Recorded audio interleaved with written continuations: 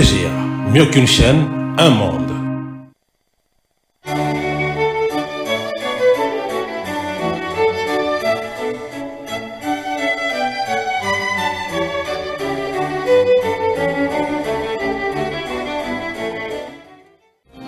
Ce journal vous est offert par Tango Protection. Illico Cash, ma banque mobile.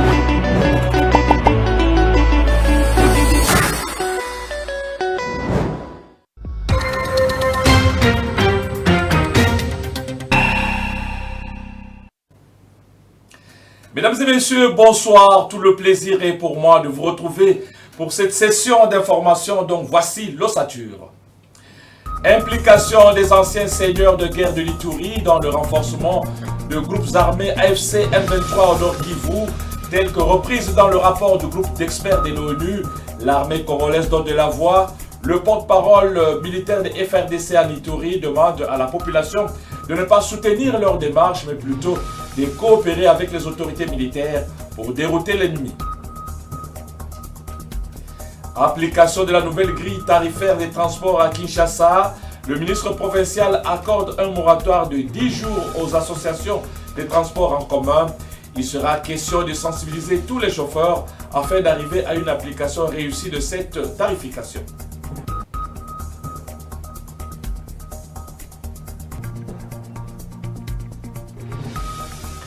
Enfin, le célèbre catcheur congolais Eddie Ngwemoto-Langenge, surnommé Yaedi, a tiré sa révérence au Maroc où il a été évacué récemment pour des soins médicaux pour le cancer qu'il a terrassé. Il n'a pas survécu longtemps après son arrivée.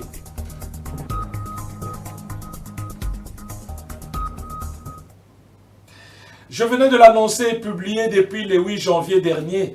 Le rapport du groupe d'experts des Nations Unies met en lumière l'implication des deux anciens seigneurs de guerre de l'Ituri, à savoir Thomas Lubanga et Kawa Panga, dans le renforcement des groupes armés AFC M23 au Nord Kivu.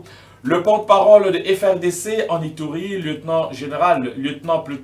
colonel Jules Ngongo, appelle la population à ne pas suivre ces deux leaders, mais plutôt à coopérer avec les autorités militaires pour contrer l'ennemi. Suivez le lieutenant-colonel Jules Ngongo.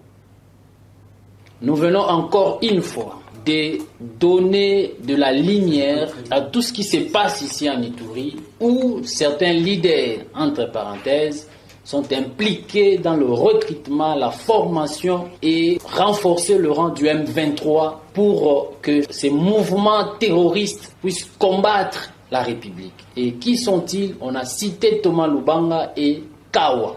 Et aujourd'hui, ce n'est plus à démontrer. Comme nous l'avons toujours dit, la vérité et le mensonge ne sont jamais loin de l'autre. Et rarement, la vérité triomphe. Aujourd'hui, la vérité triomphe. Et la dernière vidéo, vous avez vu, les jeunes gens de l'Ituri se sont foudroyés au Nord Kivu, car ils ont été recrutés ici en Ituri et ramenés au Nord Kivu.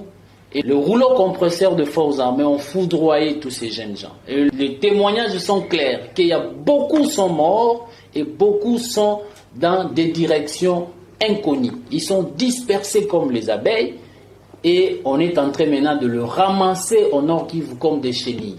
Je vais demander à la notabilité de Banyali Kilo de poser la question au docteur Tungulo. C'est inacceptable. Nous vous mettons toujours en garde. Vous êtes en train de recruter ces enfants pour votre propre intérêt. Et la justice sera sur votre dos. Et la CPI viendra d'ici là et nous donnerons toutes les informations à la CPI et on va vous arrêter. Et donc, continuez à nier, mais la population litourienne est témoin. Aujourd'hui, les faiseurs des criminels de l'Ituri sont démasqués. Nous continuerons toujours à les démasquer. Et une chose est vraie, vous pouvez tout dire, mais vous devez savoir que la vérité est éternelle.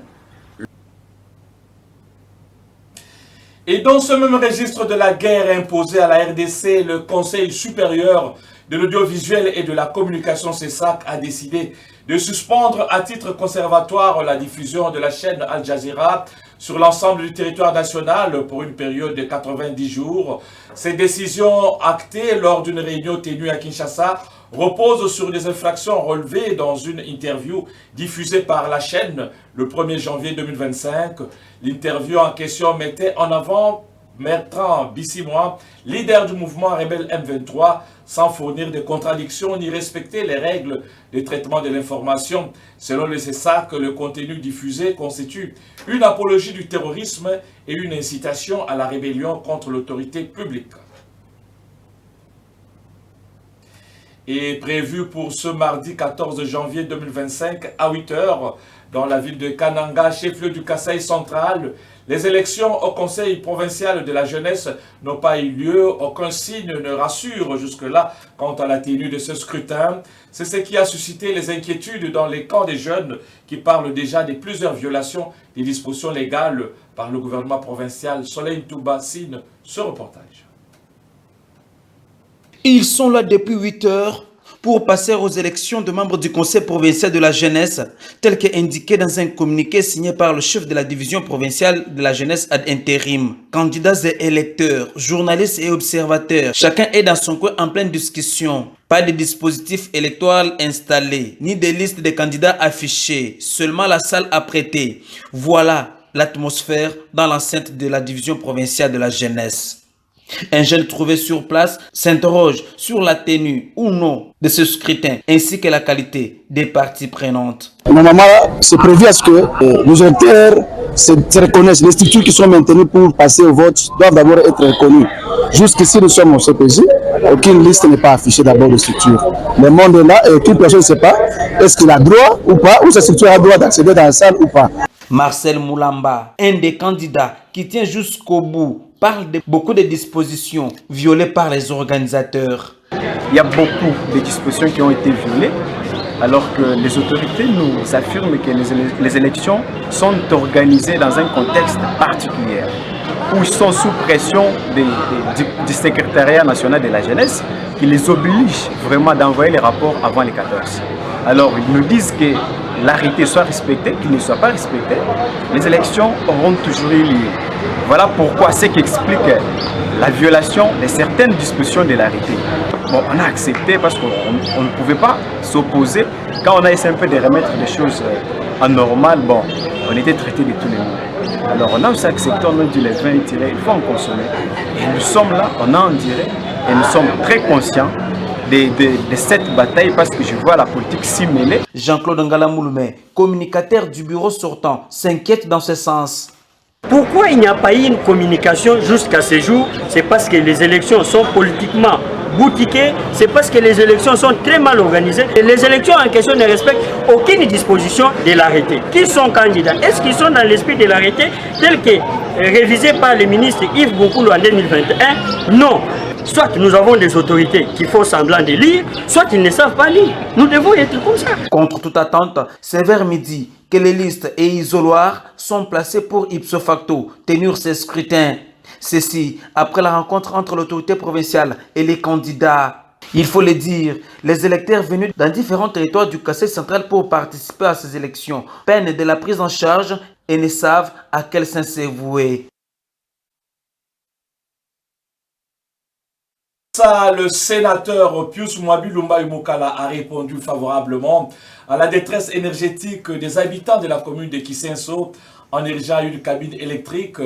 Un geste significativement salutaire qui redonne espoir à des milliers de foyers qui jusqu'alors vivaient dans l'ombre. Ce geste de générosité lui vaut des ovations de la part de cette population longtemps restée dans le noir et qui s'est vite rendu compte que leur élu ne peut être heureux tout seul.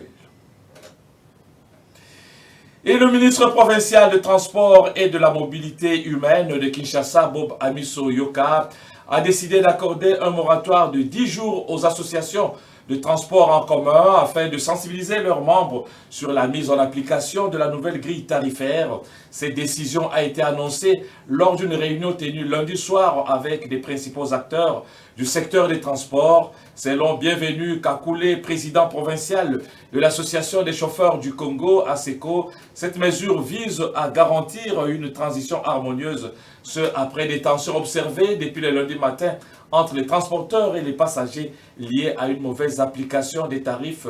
La nouvelle grille a suscité des contestations chez les conducteurs qui ont déclenché lundi un mouvement spontané de grève. On se rend dans la province du Haut-Katanga où les usagers de l'avenue Upemba, donc dans la commune de Katuba, à Lubumbashi, je l'ai dit, chefs de la province du Haut-Katanga ont plaidé pour l'accélération des travaux de réhabilitation de cette artère de grande importance. Avec les pluies qui tombent régulièrement à Lubumbashi, la population a du mal à circuler sur cette route qui est en pleine réhabilitation. Clarisse Ekoko Kapalaï. Les travaux concernent un tronçon d'une longueur de 3,5 km avec l'élargissement de la route à 2 x 7 mètres, l'installation des séparateurs et des lampadaires ainsi que la construction d'un dallo et 2 traversées buissiers. Si ce projet est bien accueilli, les habitants estiment que les rythmes des travaux impactent négativement sur leur quotidien, notamment en subissant l'augmentation du coût des transports et en rendant difficile la circulation des véhicules sur cet axe routier.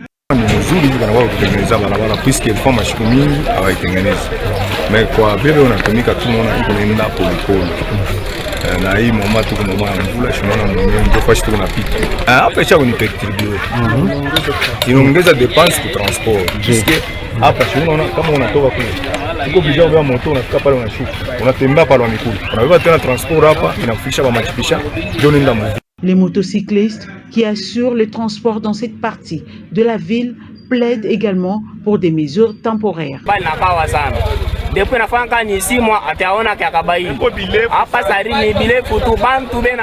Les travaux de la route commencent à beaucoup traîner. Depuis 6 mois, on ne voit pas beaucoup d'avancées. Ça tire en longueur. La population peine à circuler. Il faudrait qu'on crée un passage pour les piétons et les motocyclistes. Nous ne traversons pas bien. On pourrait créer un petit passage et un petit dallo parce qu'il y a des motocyclistes qui transportent des élèves. Ils ont du mal à traverser à ces moments. À quand la fin des travaux sur ces chantiers, les responsables de l'Office des voiries et drainage se sont abstenus de tout commentaire. Cependant, selon les estimations, les travaux devaient s'étendre sur plusieurs mois au regard des différentes étapes à suivre. Une échéance que les habitants espèrent voir raccourcie. On va complètement changer de secteur. En séjour en France, la ministre de l'Enseignement supérieur et universitaire, Thérèse Sobo, a eu une séance de travail avec les hauts représentants de l'UNESCO. Les échanges entre les deux délégations ont tourné sur la mobilité des étudiants inscrits au doctorat, la ratification de la Convention mondiale sur les titres et qualifications, la certification de l'assurance qualité, le programme du Campus Africa afin de renforcer la mobilité entre écoles et la création des écoles techniques de haut niveau, l'implantation des enregistrements ouverts et en distance ainsi que la formation réussie du système LMD. Et dans la province du Maniema, tête-à-tête ce mardi entre le secrétaire général au ministère de la Santé publique, Hygiène et Prévoyance sociale, Dr Yuma Ramazani Sylvain, en mission à Kindu, et les membres du bureau de l'Assemblée provinciale du Maniema sous l'égide de son speaker Makonga Toboka Iki Claude Foreman. Le patron de l'administration de la santé en République démocratique du Congo annonce la création des 2 provinces sanitaires au Maniema, le nouveau système de paye des prestataires de la santé qui consiste à payer les postes et non les individus pour juguler l'épineux problème du non-paiement des professionnels de la blouse blanche en rapport avec la vision du chef de l'État, celle du renforcement de la couverture santé universelle. Suivez ce reportage de Roger Ebolinda Nzenga, notre correspondant au Maniema. Dr Yuma Ramazani, secrétaire général au ministère de la Santé publique, Hygiène et Prévoyance sociale à mission à Kindu, a été reçu le lundi 13 janvier courant par le membre du bureau de l'Assemblée provinciale du Maniema sous la houlette de son speaker Makonga Toboka Iki Claude Foreman. Outre les civilités que le patron de l'administration du ministère de la Santé est allé présenter au président de l'Assemblée provinciale du Maniema, Dr Yuma Ramazani a profité de l'occasion pour rappeler aux membres du bureau de l'organe délibérant La vision du chef de l'État, Félix-Antoine Tshisekedi Tshilombo, celle du renforcement tout azimut de la couverture santé universelle en vue de permettre la gratuité de la maternité, la création de 2 provinces sanitaires, une innovation pour la mise en œuvre de la vision du chef de l'État, pour ne citer que ça. Dr Papi Omonga Chopa, rapporteur du bureau de l'organe délibérant, revient ici avec force de détails. De venir rendre visibilité, depuis nous avons quand même brossé un peu les différentes réformes dans le secteur de la santé. Les grandes réformes sont en train d'avancer et surtout aussi la création d'autres zones de santé. Dans la province de Maniema, on avait 18 zones de santé, maintenant on est passé de 18 à 30 zones de santé dans la province. Et aussi les problèmes qui nous ont beaucoup pris du temps, c'est la gestion du personnel. On a trouvé que dans la gestion du personnel du secteur de la santé, il y a les ressources humaines qui posent beaucoup plus de problèmes et qui nous a montré que nous allons gérer ce secteur-là dans la transparence, bien qu'en collaboration avec le niveau central. Au sortir de l'entrevue avec les honorables députés, Dr Yuma Ramazani s'est confié au micro de la presse pour parler de sa mission au Maniema. Et puis, les fours artisanaux constituent un dispositif essentiel pour la fabrication locale des pains à Kinshasa, capitale de la République démocratique du Congo.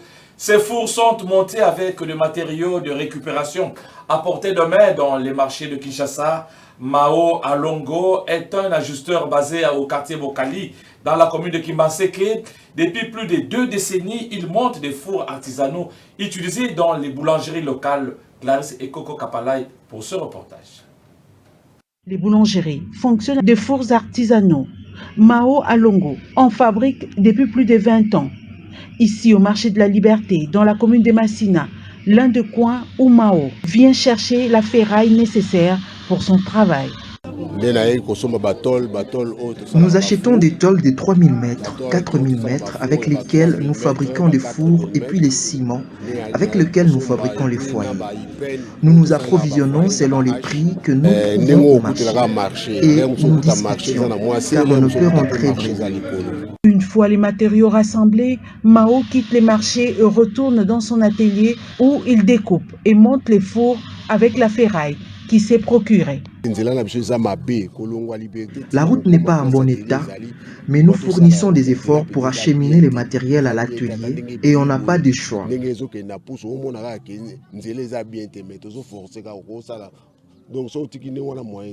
Dégol Moutambula, propriétaire de la boulangerie Pierre Vivante, est l'un des clients satisfaits du travail de Mao Alongo.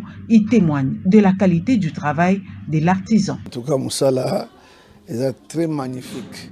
Le travail est très magnifique ici. J'ai déjà vu les fours ailleurs, mais ce que je vois ici et la façon dont je vois les images laissées ici, c'est impeccable. Très impeccable quoi. Les gérants de cette autre boulangerie est également content. Il a fait le nôtre depuis 2016 jusqu'à ce jour. Ces fours est encore en bon état. Malgré les conditions de travail parfois difficiles, Mao Alongo est déterminé à offrir un service de qualité à ses clients. Son savoir-faire artisanal contribue à préserver les traditions tout en répondant aux besoins modernes.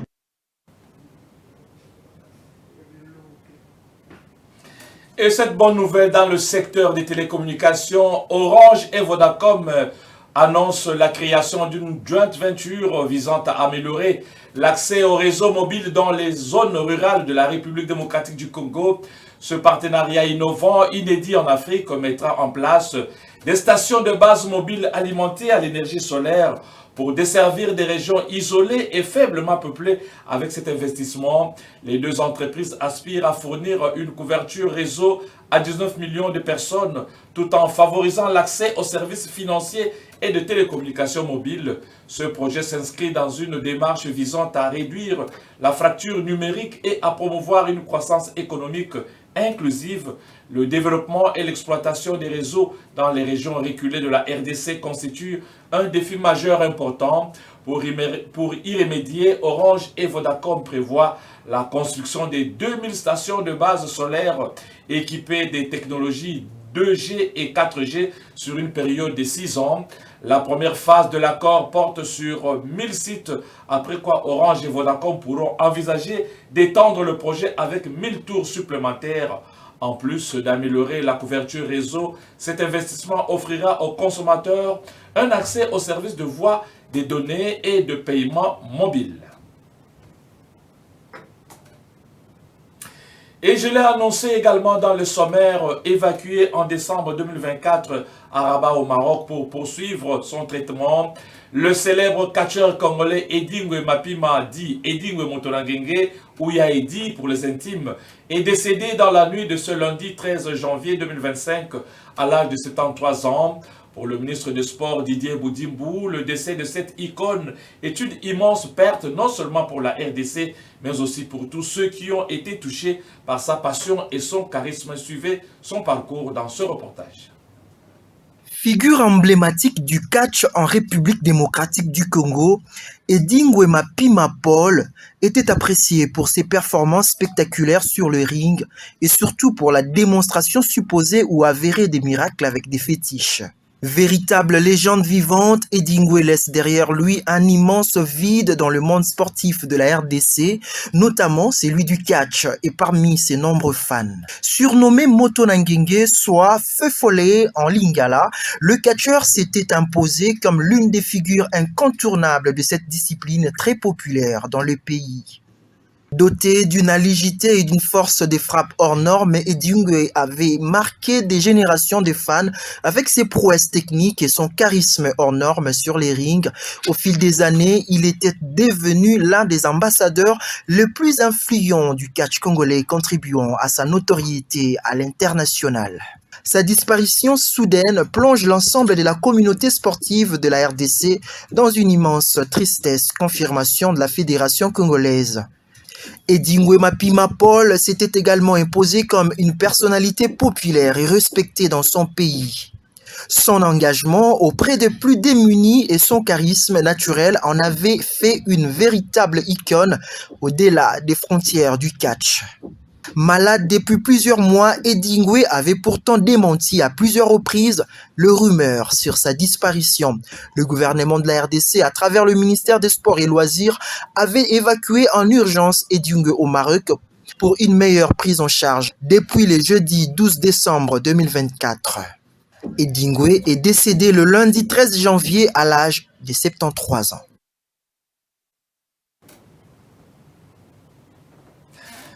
Requiescat in pace, que son âme repose en paix. Nous allons donc rappeler les principaux titres de cette session d'information avant de nous séparer.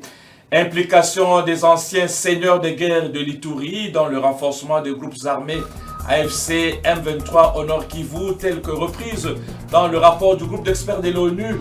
L'armée congolaise donne de la voix. Le porte-parole militaire de FRDC à Ituri demande à la population de ne pas soutenir leur démarche, mais plutôt de coopérer avec les autorités militaires pour dérouter l'ennemi.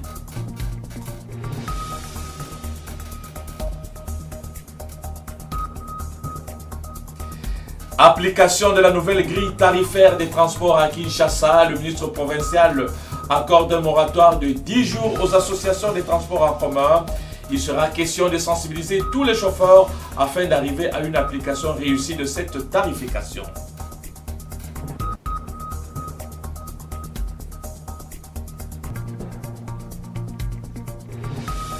Et vous l'avez suivi, le célèbre catcheur congolais Edingwe Motonangenge, surnommé Yaedi, a tiré sa révérence au Maroc où il a été évacué récemment pour les soins médicaux pour le cancer qui l'a terrassé. Il n'a pas survécu longtemps après son arrivée.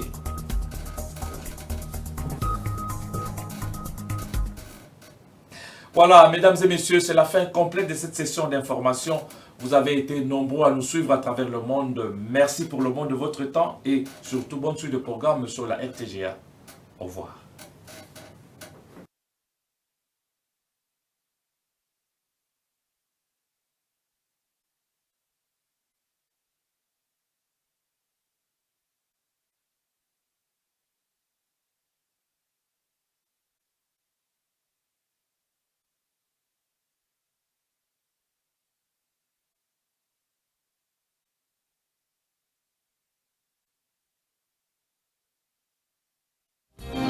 Ce journal vous a été offert par Tango Protection. Illico Cash, ma banque mobile.